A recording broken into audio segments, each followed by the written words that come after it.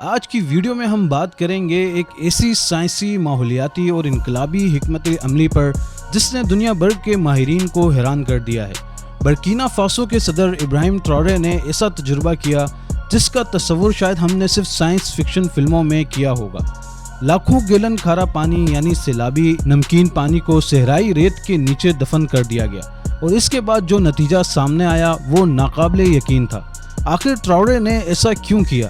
ریت کے نیچے نمکین پانی دفنانے سے کیا فائدہ ہوا، اور کیا یہ تکنیک پاکستان جیسے ممالک بھی استعمال کر سکتے ہیں؟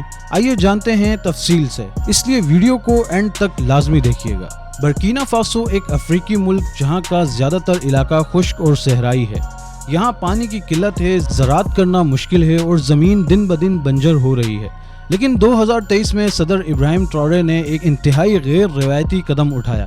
انہوں نے حکم دیا کہ قریبی علاقوں سے آنے والا سیلابی کھارا پانی جو عام طور پر زمین کو نقصان دیتا ہے، اسے ضائع کرنے کے بجائے ریت کے نیچے دفن کر دیا جائے۔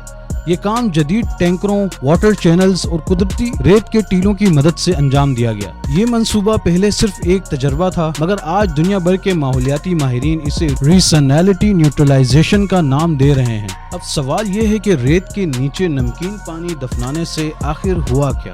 یہاں سادہ سی سائنس کام آئی اور 4 فائدے ہوئے۔ ریت کا فلٹریشن سسٹم۔ ریت میں قدرتی طور پر فلٹرنگ کی صلاحیت ہوتی ہے۔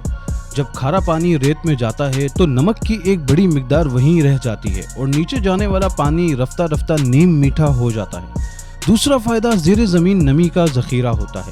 ریت کے نیچے پانی محفوظ رہتا ہے، بخارات نہیں بنتے، اس لیے پانی ضائع نہیں ہوتا۔ تیسرا فائدہ خود کار ریچارج سسٹم۔ گرمیوں میں جب زمین خشک ہو جاتی ہے تو یہی دبایا گیا پانی دوبارہ اوپر کی سطح پر نمی مہیا کرتا ہے، جس سے پودوں کی افزائش میں مدد ملتی ہے۔ چوتھا فائدہ نمک کی تہ کی علیحدگی۔ کچھ جگہوں پر نمک کی تہ ریت سے الگ کی گئی اور انہیں صنعتی مقاصد کے لیے استعمال کیا گیا، یعنی ضائع نہیں ہوا۔ یہ عمل نہ صرف زمین کو زرخیز بنانے لگا بلکہ ارد گرد کے علاقوں میں سبزہ اگنے لگا، جہاں پہلے صرف بنجر زمین ہوا کرتی تھی۔ ناظرین، صرف 6 ماہ کے اندر اس منصوبے کے ناقابل یقین اثرات سامنے آئے۔ درجہ حرارت میں 2 سے 3 ڈگری کمی ہوئی اور ارد گرد کی فضا میں نمی کا اضافہ ہوا۔ بنجر علاقوں میں جھاڑیاں اور گھاس اگنے لگی، چرواہوں اور کسانوں کو دوبارہ زمین ملی۔